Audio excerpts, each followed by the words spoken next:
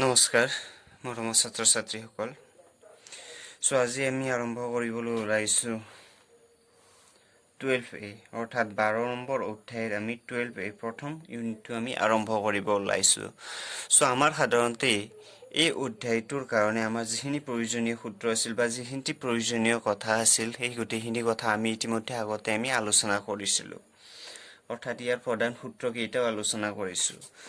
আমি আজি ইয়াৰ অনুশীলনীলৈকে আমি আগবঢ়ো অনুশীলনী 12.a বা 12A তোমালোকে কিতাপখন উলিয়াই লোৱা মই ইয়াতে প্ৰশ্নবিলাক লিখি নাথাকো আৰু মই ডাইৰেক্ট কৰি যাম তোমালোকে চাবা কিতাপখন উলিয়াই লোৱা এক নম্বৰটো দিয়ে আছে মান উলিওৱা গতিকে ইয়াতে তোমাৰ 6টা দিয়ে আছে 6টা দিয়াই থাকিলেও মই 6টা নকৰো 3টা কৰিম বাকি কেইটা তোমালোকে নিজে কৰিবা একেবাৰে সহজ খালি কি আমি সূত্ৰ কেইটা জানিব লাগিব এতিয়া আমি কি পাম গতিকে এক নম্বৰটোত কি দিছে আমাক -2 হোল টু দি পাৱাৰ কিমান আছে -4 গতিকে ইয়াক আমি কি বুলি লিখিম তোমালোকে আমি এটা সূত্ৰ পাইছিলো যে আমি ইয়াতে ধৰি লৈছো a two the power -m equal to আমি কি পাইছিলো 1/a two the power m যদি কোনো সংখ্যাৰ ঘাত যদি আমাৰ কি হয় নেগেটিভ হৈ থাকে তাক ঘাতটো আমি পজিটিভ কৰিব লাগিলে আমি কি কৰিব লাগিব আমি সিমানেৰে তাক একক হৰণ কৰিব লাগিব অৰ্থাৎ ইয়াতে a ইনভাৰ্স বা a two the power -m equal to আমি কি পাইছিলো 1/a two the power m অৰ্থাৎ 1 ক যদি a two the power m এৰে হৰণ কৰি দিয়া তোমাৰ মাইনাসটো প্লাস হৈ যাব কথাটো বুজি পাইছা নহয় গতিকে ইয়াতে ইয়াতো তোমাৰ ইয়াৰ ঘাতটো কিমান আছে মাইনাস আছে গতিকে ইয়াতে অৰ্থাৎ 4 টু -2 ৰ ঘাত কিমান আছে -4 হলে তোমাৰ আমাৰ ঘাতটো নেগেটিভ আছে গতিকে আমি ঘাতটো প্ৰথমে পজিটিভ কৰিম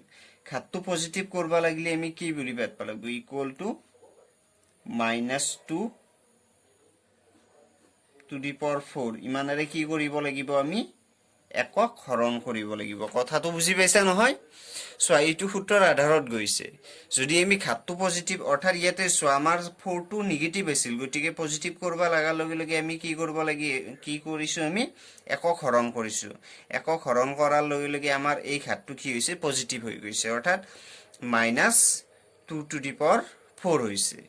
ইয়াতে আছিল -2 হোল টু দি পাৱাৰ -4 আছিল গতিকে আমাৰ একক হৰণ কৰাৰ লগে লগে এইটো পালো এতিয়া আমি কিমান পাম 1/-4 হোল টু দি পাৱাৰ 4 মানে কিমান হ'ব অৰ্থাৎ ইয়াতে কি হৈছে এইটো লাইন মই অলপ বেছিকৈ পাতিছো আৰু বাকি কেইটাত নাপাতো -4 টু দি পাৱাৰ 4 আছে মানে কি আমাৰ 2 -2 4টা পূৰণ হৈ থকা বুজাইছে অৰ্থাৎ -2 ইনটু -2 ইনটু -2 ইনটু -2 কথাটো বুজি পাইছা নহয় আমি ইতিমধ্যে জানো যে যুগ্ম সংখ্যক যদি মাইনাস চিন পূৰণ হৈ থাকে তেতিয়া হলে চিনডাল কি হয় প্লাস হয়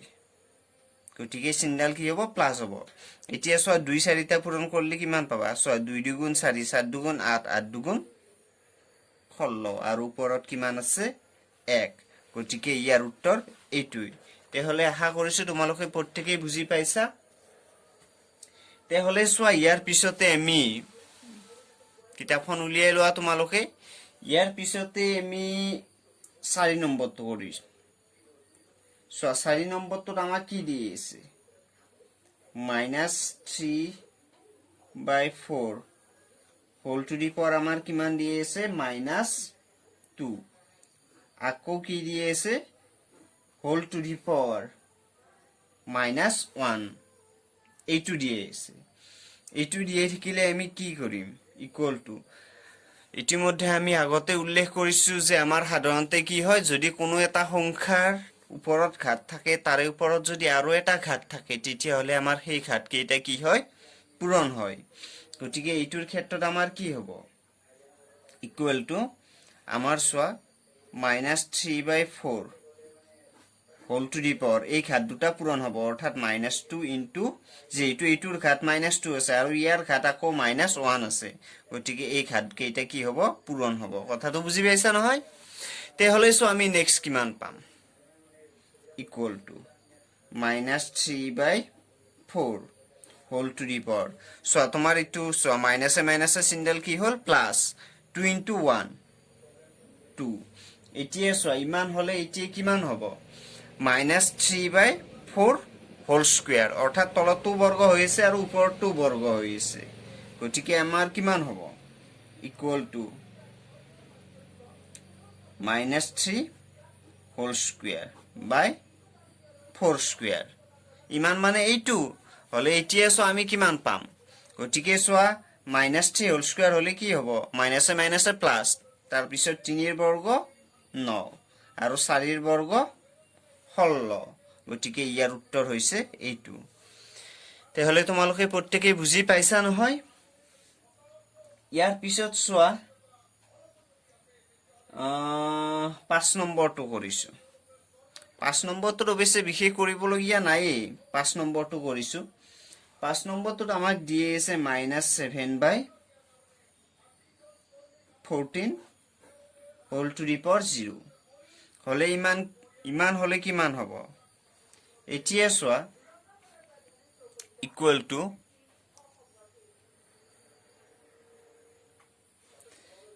হাতক তোমাৰ হাতেৰে একবাৰ যাব আৰু 14ক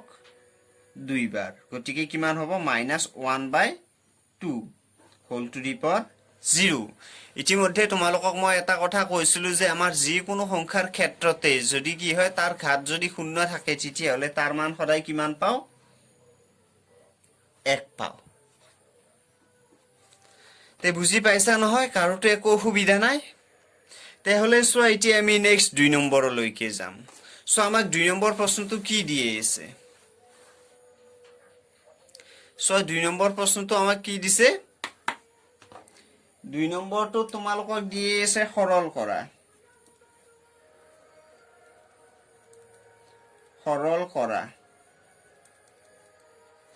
সো 2 নম্বৰটো কেবাটাও দিয়ে আছে কিন্তু মই গোটেই কেইটা নকৰো সো প্ৰথমটোৱে কৰিছো প্ৰথমটো আমাক কি দিয়ে আছে 4 ইনভাৰ্স 1 into 5/-4 into 6/8 হোল ইনভাৰ্স 1 এইটো দিয়ে আছে এইটো দিয়ে থাকিলে চোৱা এতিয়া আমি সৰল কৰিলে এতিয়া আমাৰ কি হ'ব গতিকে চোৱা ইকুৱেল টু 4 ইনভাৰ্স 1 হলে আমি ইয়াক কি বুলি লিখিব পাৰো 1/4 পাৰো না নোৱাৰো যেটো আমি a ইনভাৰ্স m ইকুৱেল টু কি বুলি লিখিছিলো 1/a to the power m বুলি লিখিছিলো সাধাৰণতে ইয়াতে যেটো 4 ৰ ঘাতটো নেগেটিভ আছে তাক পজিটিভ কৰিব লাগিলে আমি কি কৰিব লাগিব আমি 1 ক হৰণ কৰিব লাগিব 4 ৰে এইটো তাৰ পিছতে চোৱা ইনটু 5/-4 ইনটু কিমান আছে তোমাৰ দিয়ে আছে ইয়াতে 6/8 ইনভাৰ্স 1 ভালদৰে চোৱা 6/8 ইনভাৰ্স 1 বুলি দিয়ে আছে গতিকে যেটো ইনভাৰ্স হৈ আছে আমি যদি ঘাতটো পজিটিভ কৰো তেতিয়া হলে এই সংখ্যা কেইটা কি হ'ব উল্টি যাব অৰ্থাৎ কিমান হ'ব এইটো 8/6 হ'ব কথাটো বুজি পাইছা নহয় যেটো ইয়াতে ইনভার্স আছে সেই গতিকে কি হৈছে এই সংখ্যা কেইটা উল্টি গৈছে অৰ্থাৎ 8 টো তলত আছিল কি হৈছে ইয়াতে ওপৰত গৈছে আমি ঘাতটো পজিটিভ কৰাৰ লগে লগে 6 টো ওপৰত আছিল তলত আহিছে এইটো এতিয়া চোৱা ইয়াৰ পৰা কিবা কাটা যাব নেকি এতিয়া চোৱা যি কাটা যায় হেতু কাটি দিয়া যদি কাটিবলৈ চোৱা আমাৰ সাধাৰণতে তোমাৰ 4 ৰে 8 কেইবা যাব 2 বাৰ যাব তাৰে পিছতে নেক্সট আৰু যাব না নেক্সট যদি চোৱা তোমাৰ 2 ৰে 2 ক একবাৰ যাব আৰু 6 ক 3 বাৰ এইটো গতিকে এতিয়া যদি আমি পূৰণ কৰো ওপৰত কিমান থাকিল 1 ইয়াতে 1 আছে ইনটু 5 ইনটু ইয়াতে কিমান 1 গতিকে ওপৰত কিমান হ'ব 5 আৰু তলত কিমান হ'ব -4 ইনটু -4 ইনটু 3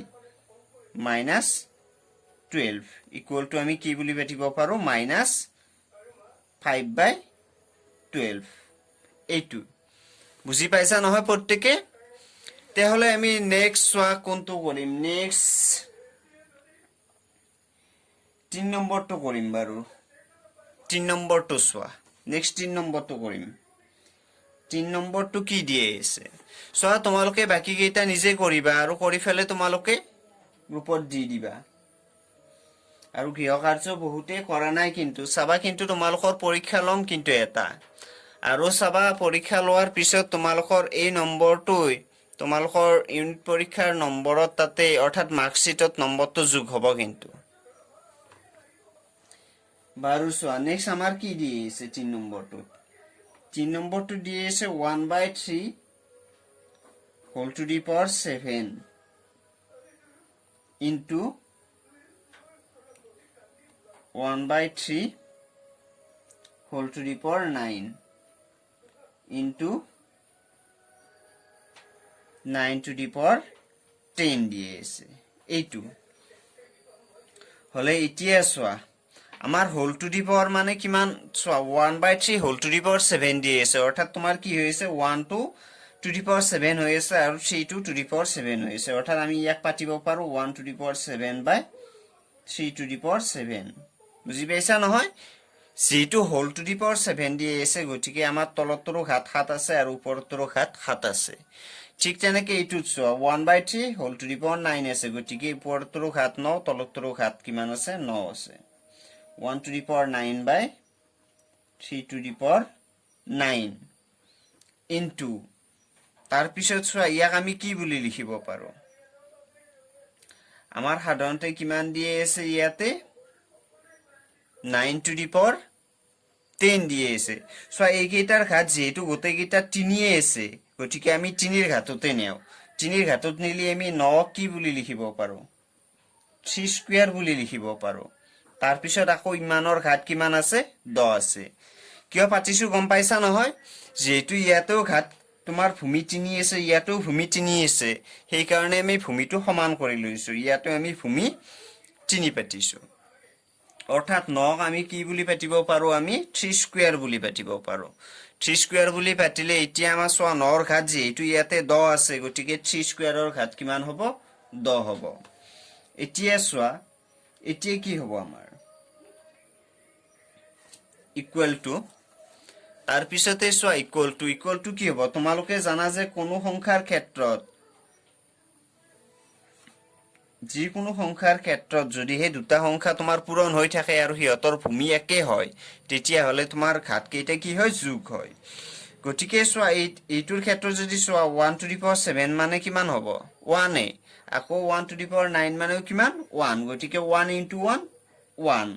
কিন্তু এইটোৰ ক্ষেত্ৰত চোৱা তলত দুটাও পূৰণ হৈ আছে গতিকে চোৱা ইয়াতে 3 to the power 7 আছে আৰু ইয়াতে 3 to the power 9 আছে দুইটা পূৰণ হৈ আছে গতিকে চোৱা দুইটাৰ তাতে ভূমি কিমান আছে 3 আছে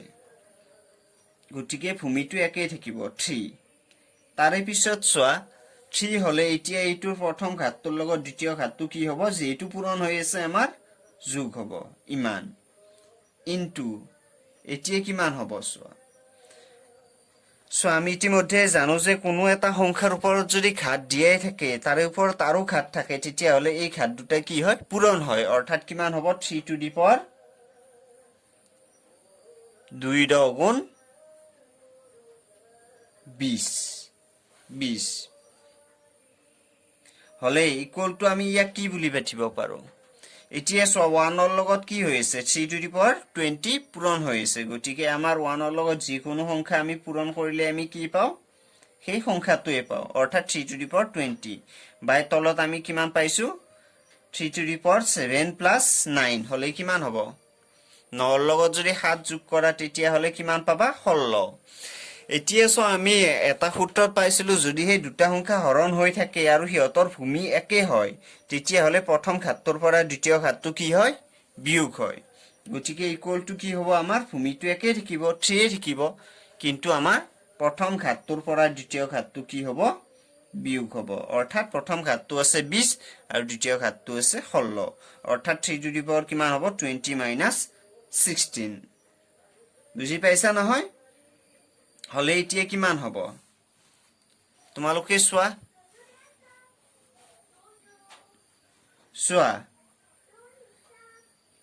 3 to the power 20 পৰাই যদি 16 বিয়োগ কৰা তেতিয়া কিমান হ'ব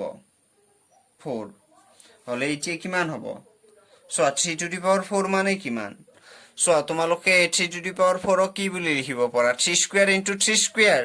গতিকে 3 স্কয়াৰ মানে 9 আৰু 3 স্কয়াৰ মানে 9 9 9 গুণ কিমান হ'ব 81 81 গতিকে ইয়াৰ উত্তৰ এইটোই বুজি পাইছা নহয় তেহলে সো আমি নেক্সট 5 নম্বৰটো কৰিছো 5 নম্বৰটোত কি দিয়ে আছে অবশ্যই বিশেষ কৰিবলগীয়া একো নাই একেবাৰে সহজে 5 নম্বৰটোত আমাক দিয়ে আছে ইয়াতে 4 square by 7 into 1 by 3 square whole into half into 3 by 2 whole square এইটো দিয়ে আছে আমাৰ এইটো দিয়ে থাকিলে এতিয়া সো আমাৰ সাধাৰণতে তোমালোকে সংখ্যা কেইটা চোৱা কি কি দিয়ে আছে সেই অনুপাতে তুমি সংখ্যা কেইটা তোমালোকে কি কৰি লবা ভাঙি লবা গতিকে চোৱা এতিয়া আমি কি বুলি পাতিম ইকুৱেল টু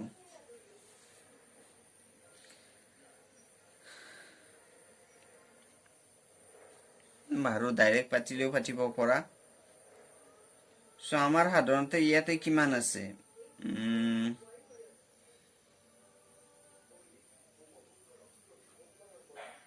4 স্কয়াৰ ইনটু 1 হলে কিমান হ'ব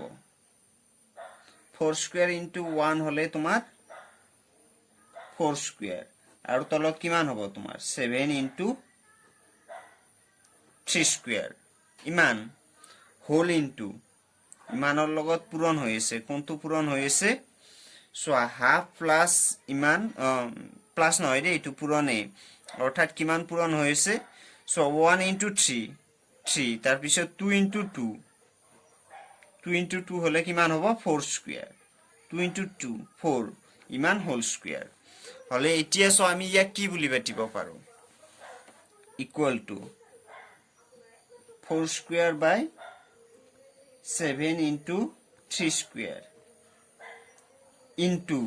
হোল ইনটু আছে মই ইয়াতে ডাইৰেক্ট পূৰণ পাতিলো ইনটু সোৱা 3 বাই 4 হোল স্কয়াৰ হলে আমাৰ কি হ'ব 3 2 স্কয়াৰ হৈ আছে আৰু 4 2 স্কয়াৰ হৈ আছে এতিয়া সব 4 স্কয়াৰৰে 4 স্কয়াৰক এক বাৰ যাব আৰু 3 স্কয়াৰৰে 3 স্কয়াৰক এক বাৰ যাব গতিকে এতিয়া কি থাকিল ওপৰত সোৱা ওপৰত কি থাকিল 1 ইনটু 1 1 আৰু তলত 7 এইটোই গতিকে উত্তৰ আমি কি পালো 1/7 তে বুজি পাইছা নহয় প্ৰত্যেকে তে হলে তোমালোকে ঘৰত চাবা ভালদৰে চাবা প্ৰেক্টিস কৰিবা আৰু ইয়াৰে বাকি কেইটা তোমালোকে কৰিবা মই তিনিটা কৰিলো বাকি কেইটা তোমালোকে নিজে কৰিবা তে হলে আজিৰ ভিডিওটো আৰু বেছি দীঘলীয়া নকৰো তে পুনৰ লগ পাম ঘৰত পঢ়িবা আৰু গৃহ কাৰ্যবোৰ কৰিবা